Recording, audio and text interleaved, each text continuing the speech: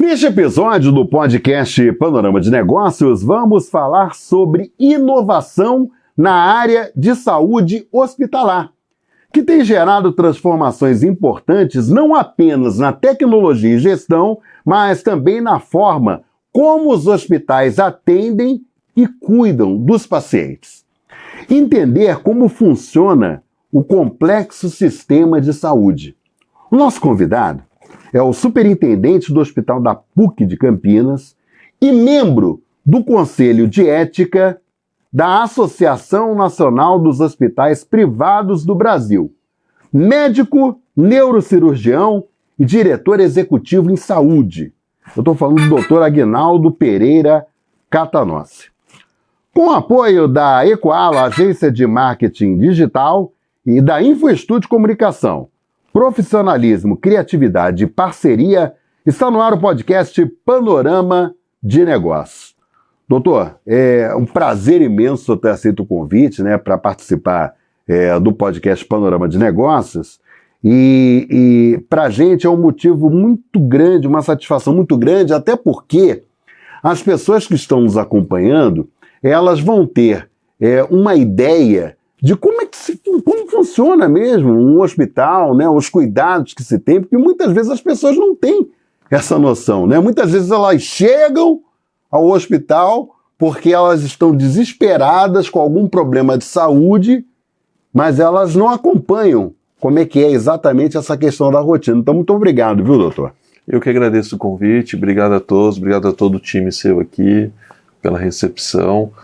E eu acho que são informações que a gente pode agregar algum tipo de informação e valor nesse sentido, A gente sabe, doutor, que o sistema de saúde no Brasil ele é muito complexo.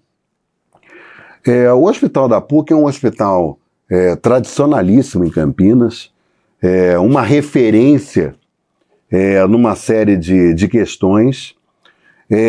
Existe dentro do DNA, e aí a gente fala de PUC num contexto mais amplo, envolvendo aí a universidade e, obviamente, o hospital também vem nesse caminho, que é a questão da pesquisa, do desenvolvimento da pesquisa, sempre no sentido de agregar valor, sempre no sentido de trazer o melhor possível para o funcionamento e para a comunidade de uma forma em geral. E eu sei, por exemplo, que recentemente o Hospital da PUC passou por algumas ampliações que são extremamente importantes. Por exemplo, na área pediátrica. Aí eu queria que o senhor detalhasse para quem está nos acompanhando esse avanço que foi extremamente importante no atendimento às crianças, A PUC Campinas e o Hospital PUC Campinas, tanto a área da educação quanto a área da saúde, é conhecido no país inteiro, O PUC Campinas, qualquer lugar que você estiver hoje no país, as pessoas sabem exatamente do que você está falando. Tem mais de 80 anos a instituição de ensino, impactando na transformação de pessoas com processo educacional e na sociedade. Na saúde, há 45 anos, evoluindo, se transformando para que consiga assistencialmente avançar no desenvolvimento e atendimento à população. Eu conheço bem a instituição e vejo o avanço que ela vem tendo nesse sentido, não só do ponto de vista processual de trabalho e atuação, mas no avanço em servir melhor a população, em servir melhor a sua missão. Nesse sentido, novas áreas foram configuradas dentro da instituição, porque o que o paciente espera quando ele é atendido, quando ele procura um hospital, ele não é só uma questão técnica, eventualmente, do tratamento, eventualmente de uma cirurgia ou de diagnóstico, por exemplo. Ele sabe que, eventualmente, o processo é complexo. O hospital, gente, é uma situação extremamente complexa de lidar por si só. A gente tem lá dentro não só a assistência em si, mas também tem educação, é uma hotelaria, é uma grande farmácia, O hospital, ele compra e vende medicamento, materiais hospitalares. É um banco, que tem contas nisso tudo, tem fontes pagadoras, Ponte do SUS, com os seus convênios, tem também as parcerias com o setor privado. Então, se a gente for colocar o hospital quase uma cidade, né? Sim. Situações assim bem complexas, que exigem um processo de governança e sistema de gestão muito integrado para que a gente consiga. E a saúde tem outro aspecto importante, ela evolui muito rápido. 5 anos é muito tempo na saúde. E a saúde não é só a questão de novos medicamentos, da tecnologia, da biotecnologia, de materiais hospitalares e equipamentos também. Tem a questão da infraestrutura. Quando um paciente procura um hospital, vai muito além de resolver só a dor ou o diagnóstico ou o tratamento em si com o procedimento. Ele espera ter um nível de serviço, um nível de atendimento.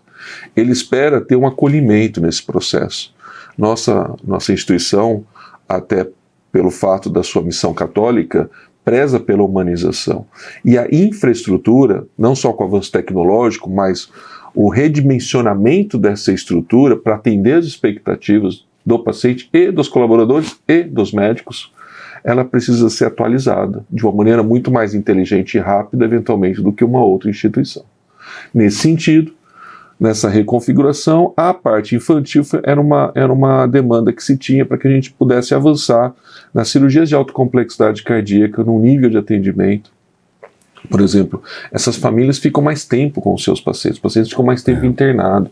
Há necessidade de um quarto de apoio, de um hall, de um local onde a pessoa consiga ter um local de despressurização do momento, sabe? Há necessidade dos colaboradores também ter mais facilidade no manejo do trabalho, no modo mesmo que se trabalha em relação à dispensação de medicamentos, a estoques de materiais e tudo mais.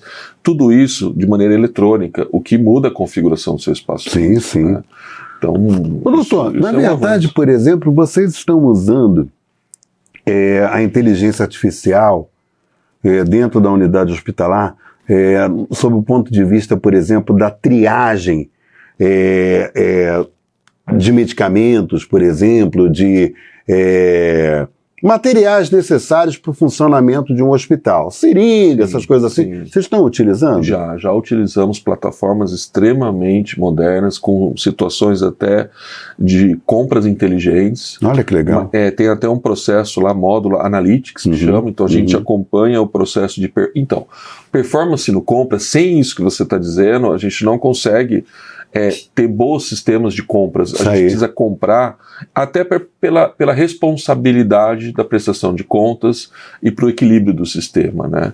Então, os níveis de apuração com essas tecnologias, essas plataformas, e muitas vezes a gente investiu no orçamento uma parte importante só para sistemas, coisas que no passado não existia, né? Os hospitais investiam mais na compra de um equipamento, além dos investimentos em pessoas, em equipamentos. Hoje, uma fatia grande do investimento, do dinheiro reservado do orçamento para investimento, é para sistemas de tecnologia, sistemas de gestão, sistemas mesmo, software, né? Até porque, doutor, isso daí gera economia, né? Você não tem desperdício. E o que é interessante é que você faz o rastreamento desse medicamento desde onde ele sai, né, até ele chegar na unidade hospitalar. E hoje, doutor, não por nada, mas eu acho que isso daí garantiu eficiência nas unidades hospitalares que dispõem disso, tá? O Hospital da PUC a gente sabe que disponibiliza disso, tá? No sentido de evitar desperdício, desvio de medicamento, desvio de materiais necessários, por exemplo, para o funcionamento do hospital. Então isso daí, obviamente, significa economia. A partir do momento que você tem uma eficiência na gestão, né? E aí é que eu falo, né, doutor, como é importante, por exemplo, as pessoas verem que o uso da inteligência artificial, ela passa a ser extremamente positiva, né? Nesse sentido, que as pessoas pensam assim, a inteligência artificial vai substituir o ser humano. Não. Você vai gerar outras formas de trabalho, né, de pessoas que, por exemplo, vão precisar desenvolver ações junto àquela inteligência artificial. Mas sobre o ponto de vista, por exemplo, de equacionar as coisas, principalmente sobre o ponto de vista de controle, é fantástico. Isso chama-se custo-efetividade. Né? O que a gente trabalha é para que tenha a melhor efetividade com o menor custo possível. Se a gente rapidamente, né, as pessoas que estão nos vendo, nos ouvindo, fizeram uma pesquisa, há uma estimativa, lógico que é uma estimativa, já houve várias publicações, de 20% até 30% de desperdício na saúde. Se a gente for em qualquer laboratório ou numa clínica de imagem diagnóstica e verificar o número de exames ou a porcentagem de exames que não foram nem retirados, foram feitos e não foram nem retirados, né, em um ano. Isso é grande. Isso é desperdício, se não foi nem retirado, né? Só por uma estimativa a gente já consegue entender se 10%, 20% não são retirados, há algo de errado no sistema, há algo de errado eu falo sistema que é um conjunto de processos. Sim. Não dou aqui para julgar um ente desse sistema, porque ele é complexo. É complexo. E são vários, né? Mas a inteligência aí que você está dizendo, até acho que tem essa confusão de substituição, como já houve com outras tecnologias também. Até o nome, né? Talvez o melhor nome seria inteligência assistida, né? É verdade. Acho que talvez até o nome acho que induz as pessoas a pensarem numa substituição. Eu acho que ela vem mais para uma situação tanto de automação como de auxílio na tomada de decisão da melhor forma. Esse é um ponto. Então a inteligência que eu considero assistida é que os sistemas aprenderam a não ser programados, só a se reprogramar e melhorar a performance. Esse é o ponto, que para o ser humano é fundamental. Nós precisamos focar em situações onde nós humanos somos mais eficientes que o sistema. Eu preciso que as equipes que estejam trabalhando comigo, principalmente as assistenciais, relacionadas aos processos críticos, processo crítico é aquele que tem contato direto com o cliente, seja ele paciente ou seja médico, foque mais tempo. Os pacientes têm pouco tempo com seus médicos, pouco tempo com a enfermagem, pouco tempo com a equipe multi. Porque eles estão em computador ainda, estão lá no sistema, tem 300 milhões de coisas a serem feitas.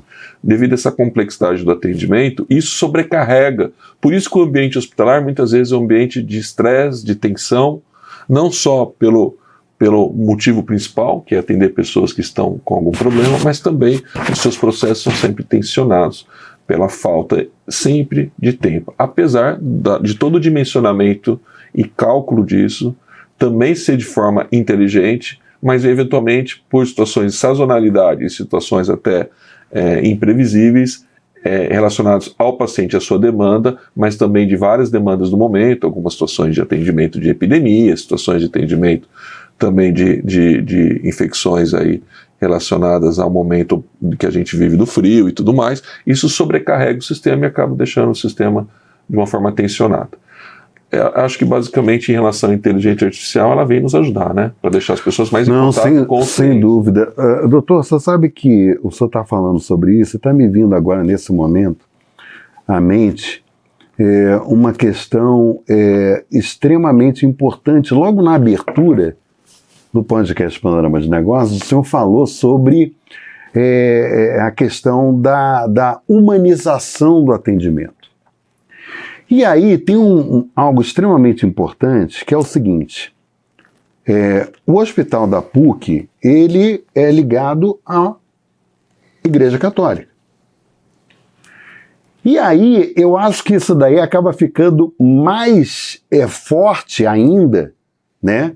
Porque as diretrizes, como uma instituição religiosa, né, da Igreja Católica, a ideia é sempre a questão envolvendo a fé, envolvendo um atendimento diferenciado. Por que eu falo isso, gente? Porque aquela pessoa que está acamada e os familiares dessa pessoa, elas estão sensíveis. É complicado. Você tem uma pessoa que está acamada, a família está vendo aquela situação, e aí vem esse diferencial, gente. Não desmerecendo os outros hospitais em hipótese alguma. Mas mostrar, por exemplo, o diferencial sob esse ponto de vista humanitário, né? Sob o ponto de vista de você ter um suporte religioso até, né? Para que as pessoas elas consigam lidar de uma forma menos atribulada em relação àquilo que está acontecendo. Eu acho que é importante, doutor Aguinaldo, até a gente abrir aspas nesse sentido, porque eu acho que isso daí é fundamental e acho que é uma coisa que muitas vezes as famílias buscam e não encontram. E aí, no caso do Hospital da PUC, encontra-se até por conta dessa questão da própria Igreja Católica, a questão religiosa, né, doutor? Sim. Nós somos da Igreja Católica, né? Isso não significa que nós só atendemos, pelo contrário, lá nós atendemos qualquer situação religiosa, de fé e tudo mais. Mas nossa missão é clara em relação a acolher não só tecnicamente, mas também ter o processo de humanização, até porque a gente considera, e isso é um fato, a maior parte das pessoas que estão lá estão em situações frágeis. E é um processo que tem que estar dentro da cultura da organização.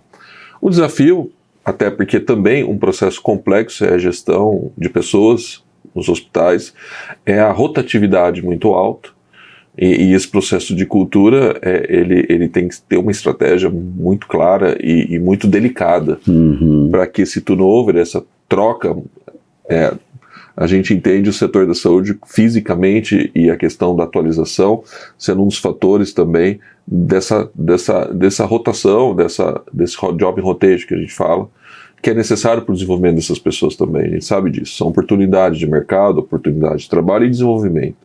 Mas isso faz com que essas taxas interfiram nos padrões de atendimento, nos protocolos, e também entende-se essa questão da cultura da organização, que a nossa cultura é uma cultura focada na humanização com as diretrizes da Igreja Católica. Então, isso nós, diretores e lideranças todas, temos que estar alinhados com práticas que garantam isso, e a gente sabe que isso é um desafio também, que não a gente sabe que isso tem que trabalhar todo dia, em todo momento, e que eventualmente precisa ser tratado situações e áreas para que a gente consiga avançar e atender as expectativas de quem vai ser atendido lá. Passa a ser, na verdade, um processo constante, né? Agora, doutor, por exemplo, quando a gente fala, não sei se o senhor tem isso, tá? Apenas uma curiosidade, mas assim, para as pessoas terem uma ideia. Hoje, o Hospital da PUC, eu só tenho mais ou menos uma base de quantos profissionais atuam na saúde, também na parte administrativa do Hospital PUC Campinas hoje? Ao todo, eu vou considerar também o corpo clínico, vou considerar eventualmente terceiros, que também temos na área da hotelaria e na área de facilities, né? Ao todo, aí, cerca de 4 a 4.500 colaboradores. Eu falei isso, doutor. E pessoas, né, integradas no sistema. Né? Propositadamente, para as pessoas entenderem como é complexo esse sistema. Né? Porque as pessoas, por exemplo, muitas vezes elas chegam em um determinado momento, elas lidam com aquela equipe naquele momento. Mas as pessoas não fazem ideia da complexidade. Entendeu? Do número de pessoas envolvidas, das áreas envolvidas. E vocês, doutor, fizeram recentemente um investimento significativo na questão da ampliação da UTI pediátrica, né? Foi. E também na estrutura, basicamente, do hospital em si. Eu sei que a gente passa lá, a gente vê também algumas obras, né, que estão sendo feitas e tal, tem todo esse cuidado, na verdade, porque aí parte-se daquele princípio, né, de você ter uma infraestrutura que atenda e acolha a quem está buscando, por exemplo, esse atendimento. Né? E hoje, por exemplo, nesse planejamento estratégico, que, gente, vocês vejam bem, tudo na vida tem planejamento estratégico. Quando você fala em saúde, mais ainda, né? Porque é o que o senhor falou.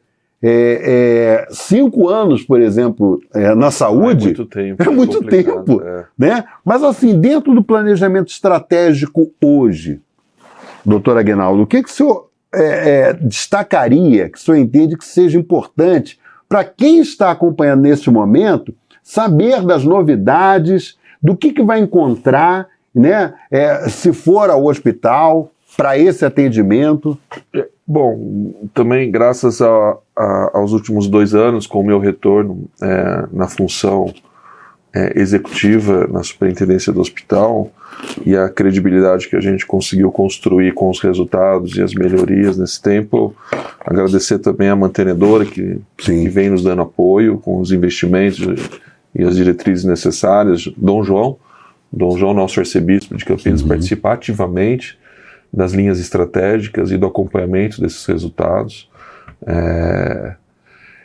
O que acontece muitas vezes é que os planejamentos estratégicos eles são feitos mesmo a cada 5 anos, né? Isso é uma questão metodológica. Sim. Mas para o hospital já começa a questionar, porque as mudanças em 1, 2, 3 anos estão sendo tão muito grandes, rápidas, né, doutor? inclusive em tecnologia, como você disse aqui, né? A robotização também, e a mudança e a atualização desses sistemas de cuidado, o que impacta diretamente, eventualmente, num planejamento de 5 anos que parece ser quase longo prazo já para o hospital. Então, se questiona se eventualmente não tem que se fazer algo diferente, ou dentro do planejamento, nós vamos passar por um agora, 25 a 30, que é a atualização do término do 25 para 30. Já começamos os nossos trabalhos com isso. Mas, então, tem esse desafio de enfrentar essa situação da mudança muito rápida, do avanço, e você eventualmente colocar um planejamento que talvez lá no final já não sirva tanto quanto no início, né? Então, esse é um problema.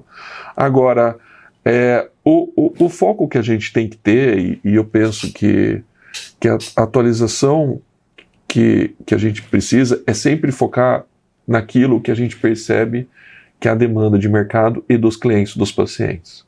Então, eu acho que se a gente focar naquilo que a gente observa, que mesmo que eventualmente tenha que fazer correção de rota, numa outra tecnologia ou numa outra estrutura, é fato que o cliente sempre vai querer o seu problema ser resolvido da melhor forma. Muitas vezes ele sabe que eventualmente pode complicar, ele sabe eventualmente que as coisas em saúde não é engenharia e que as coisas têm uma chance e tem situações que precisa ser corrigidas eventualmente com situações de diagnóstico e procedimento.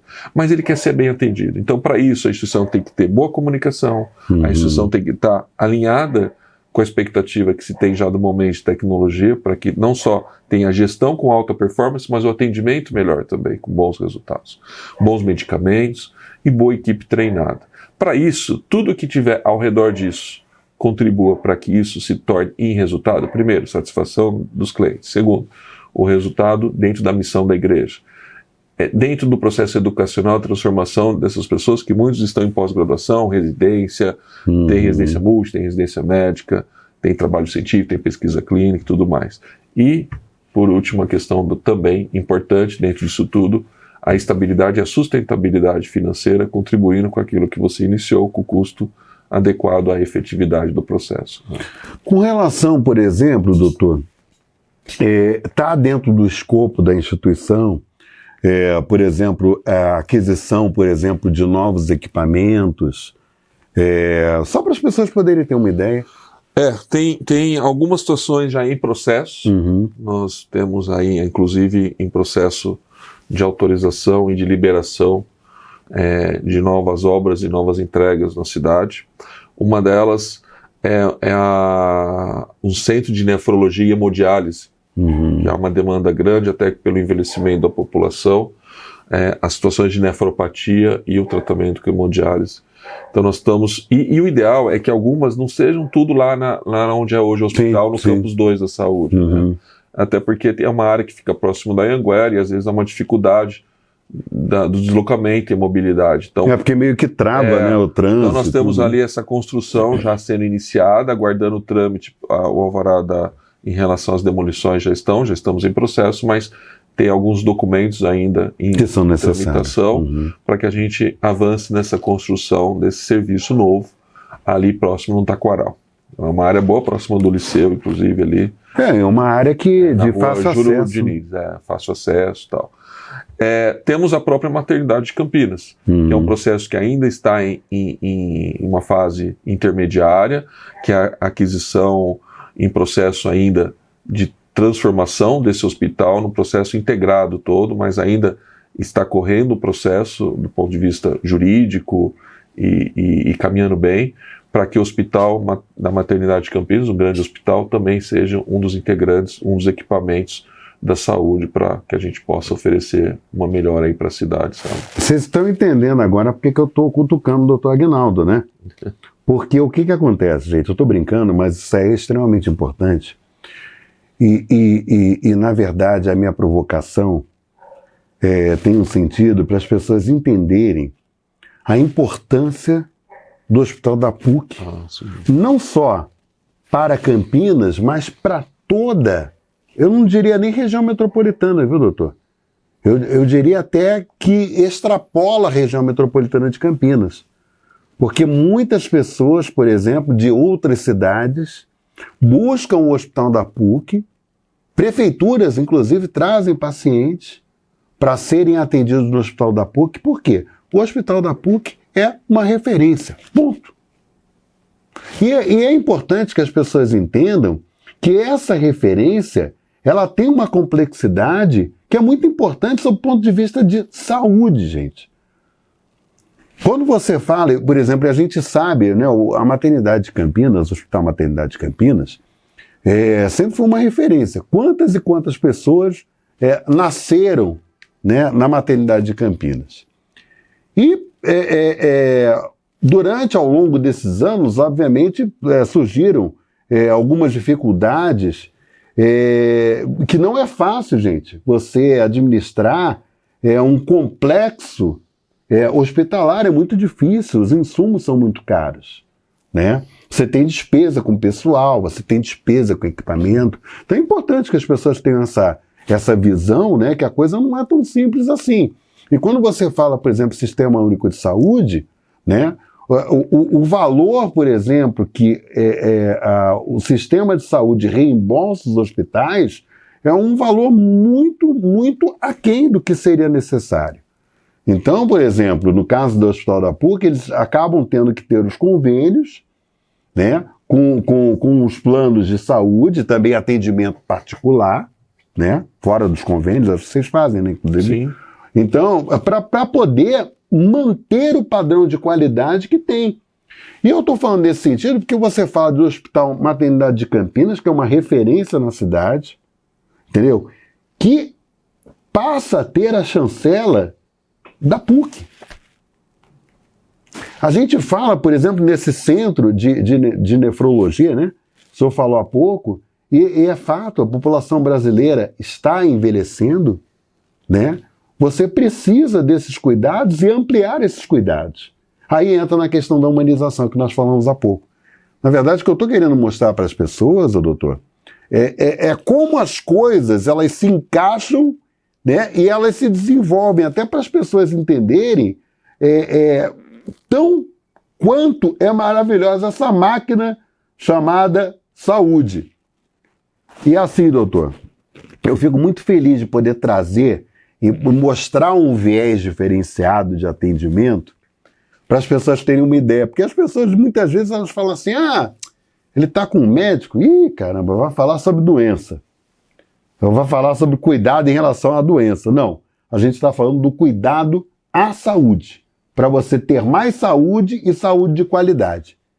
Doutor, eu tenho muito a agradecer pela oportunidade que o senhor nos proporcionou de trazer a quem está nos acompanhando todo esse trabalho sério, né, que é desenvolvido no Hospital da PUC. Muito obrigado, viu, doutor?